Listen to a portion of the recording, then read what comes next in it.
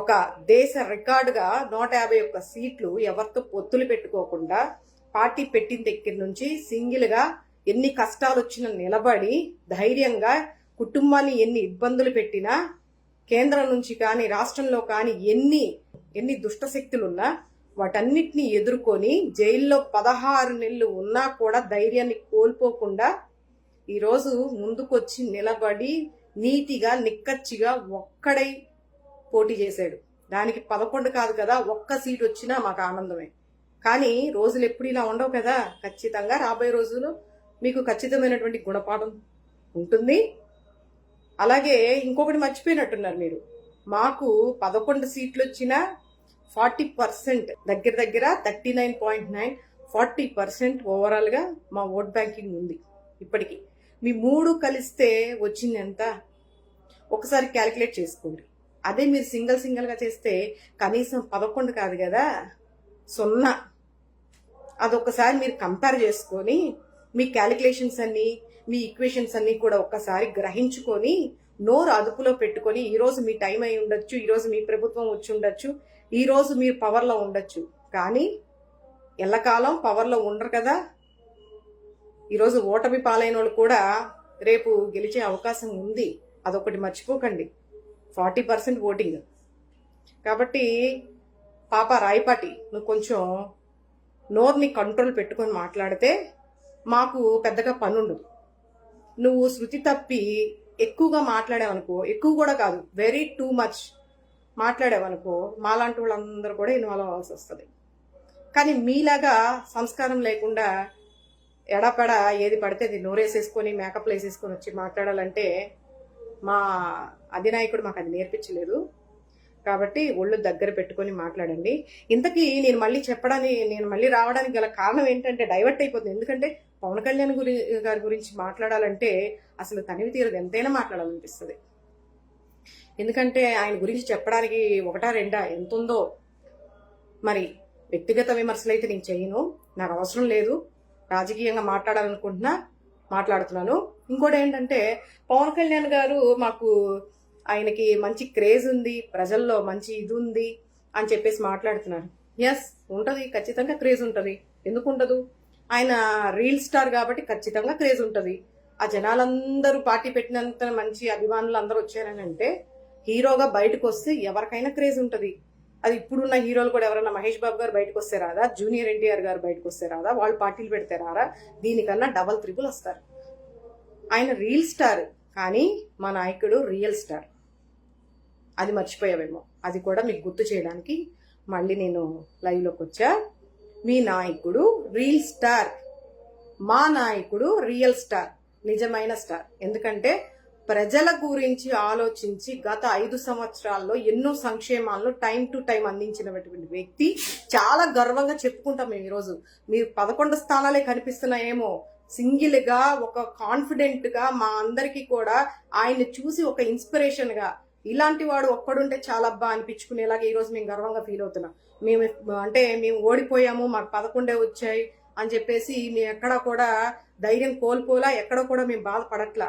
ఇలాంటి నాయకుడి దగ్గర మేము పనిచేస్తున్నాం, ఇలాంటి నాయకుడు అండర్లో మేము ఉన్నామని మేము ఇంకా గర్వంగా ఫీల్ అవుతున్నాం. అది గుర్తుపెట్టుకోమ్మా కొంచెం. ఎందుకంటే ఎక్కడా కూడా మాట తప్పకుండా ఒకే మాట మీద తను ఏదైతే నమ్ముకున్నాడో, ఒకే ఎజెండా ఒకే జెండాతో ఏదైతే నమ్ముకున్నాడో దాని మీదే స్టాండ్ అయి ఉన్నాడు. అటువంటి నాయకుడు కావాలి ఈరోజు. 10 జెండాలను మోస్తూ 10 మందితో జతకడుతూ వాళ్ళు పడేసే ముష్టికో దేనికో దానికో కకృతి పడి కొంతసేపేమో విమర్శించిన వాళ్ళని పొగడ్డాలు, ఒకళ్ళని పొగుడుకోవడాలు, ఒకళ్ళు పైకెత్తి వేసుకోవడాలు, ఈ రోజు తిట్టి మళ్ళీ రేపు వెళ్ళి కౌగిలించుకోవడాలు, ఇలాంటి యథవేషాలు మా నాయకుడికి రావు. ఎందుకంటే మా నాయకుడు రియల్ స్టార్ కదా, మీ నాయకుడిలాగా రీల్ స్టార్ కాదు కదా. కాబట్టి నేను మళ్ళీ చెప్తున్నా, ఒళ్ళు దగ్గర పెట్టుకొని మాట్లాడితే బాగుంటుంది. పైగా ఇంకోటి ఏంటంటే మీ నాయకుడు అధికారంలోకి రాకముందు చాలా చేసాడని చెప్తున్నారు కదా. అంటే ఏదో అధికారంలోకి రావాలని బోల్డన్ని మంది బోల్డన్ని మాటలు చెప్తారు, బోల్డన్ని మేము అధికారంలో రావాలని ఆ వ్యామోహంతో ఎన్నెన్నో వాగ్దానాలు చేసేస్తారు, ఉర్రూతులు ఊగిపోతారు. కానీ అధికారంలోకి వచ్చి 10 నెలలు అవుతుంది. మరి ఇప్పటిదాకా గుడ్లవల్లేరు ఇన్సిడెంట్ జరిగింది, మరి ఎందుకెళ్ళి అక్కడికి వెళ్ళి ఎక్కడేది జరిగినా గత ప్రభుత్వం ఉన్నప్పుడు ఎక్కడేది జరిగినా వెళ్ళిపోయేవాడు కదా జనాలను వేసుకొని. మరి 10 నెలల్లో ఎన్ని జరిగాయి దారుణాలు, ఆడపిల్లల మీద ఎన్ని అత్యాచారాలు జరిగాయి, అదంతా ఎందుకు? పిఠాపురంలో మైనర్ బాలిక పైన అత్యాచారం జరిగితే ఆయన సొంత నియోజకవర్గంలో. ఇంతకీ ఇంకొక విషయం ఏంటంటే, పవన్ కళ్యాణ్ గారికి ఒక స్థిమితమైనటువంటి ఆయన పోటీ చేయడానికి ఒక నియోజకవర్గం అనేది లేదు.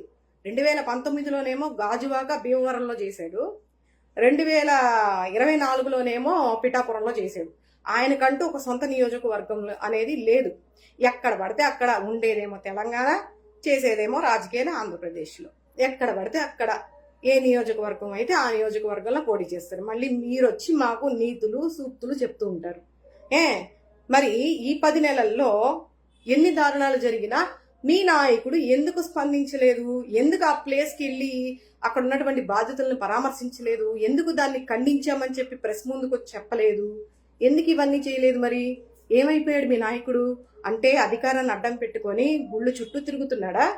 అంటే ప్రోటోకాల్ ఉంటుంది, గతంలో అంటే ఉండదు, ఇప్పుడు ప్రోటోకాల్ ఉంటుంది. చక్కగా అధికారాన్ని అడ్డం పెట్టుకొని మన దేశంలో ఉండేటటువంటి దేవస్థానాలన్నీ, అంటే దేవస్థానాలన్నింటినీ చుట్టేసుకోవడానికి దీక్ష అవతారం ఎత్తేసేసి, స్వామీజీ అవతారం ఎత్తేసేసి, అంటే బీజేపీకి చాలా ఫర్గా ఉండాలి కదా, మళ్ళీ మోడీ గారు మళ్ళీ యాక్సెప్ట్ చేయరు కదా. కాబట్టి పూటకొక వేషం వేసుకుంటూ అధికారాన్ని కేవలం దానికే ఉపయోగిస్తున్నాడు కదా మీ నాయకుడు. మరి వీటన్నిటి గురించి మాట్లాడండి. ఇదే కదా చేస్తుంది. గత 10 నెలల నుంచి ఇదే జరుగుతుంది, ఇదే చేస్తున్నారు. ప్రజలందరూ కూడా అదే చూస్తున్నారు. మీ నాయకుడు ఇప్పుడు అధికారంలోకి వచ్చిన దగ్గర నుంచి డిప్యూటీ సీఎం గారు, 2 శాఖల మంత్రి గారు ఏం చేస్తున్నారు, ఆడపిల్లల పట్ల, రైతుల పట్ల, పేదల పట్ల ఏం చేస్తున్నారు అనేది కూడా అధికారంలో రాకముందు రైతన్నకి నేను అదవుతాను ఇదవుతాను, ఆడపిల్లలకి వెన్నుముక అవుతాను, 32,000 మంది మహిళలు కేంద్ర నిఘా వర్గాలు చెప్పాయి, 32,000 మంది మహిళలు మిస్సింగ్ అయ్యారని చెప్పి దుష్ప్రచార ఇష్టానుసారం చేశారు కదా. ఈరోజు మీరు అధికారంలోకి వచ్చారు కదా. మరి ఆ 32,000 మంది ఆచూకి ఇప్పటి వరకు 10 నెలలు అవుతుంది, ఒక్కళ్ళదైనా మీరు బయటికి తీసుకొచ్చారా? దాని గురించి మాట్లాడండి. ఫస్ట్ దాని గురించి మాట్లాడండి. ఇప్పుడు మీ మాట్లాడడం కాదు, కొన్ని రోజులైతే ప్రజలు మిమ్మల్ని ప్రశ్నిస్తారు.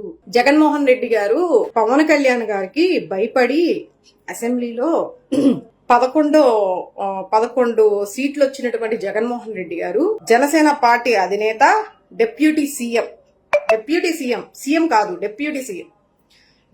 సీఎం కి భయపడి ఒక మాజీ సీఎం 11 నిమిషాలు కూడా ఉండకుండా అక్కడ నుంచి పోసుకుంటూ పారిపోయాడంట. రాయపటి అన్న చెప్తుంది, పాప చెప్తుంది. మరి మా సైడ్ పాప అంటారులేండి, ఆడవాళ్ళని పాప అని సంబోధించడం, దాన్ని తప్పుగా అనుకోకండి. కాబట్టి ఈవిడ మాట్లాడడం ఎలా ఉందంటే, ఎక్కడ ప్రతిపక్ష హోదా ఇవ్వాల్సి వస్తుందో అని జగన్ని చూస్తే భయపడి పోసుకునేది మీరు.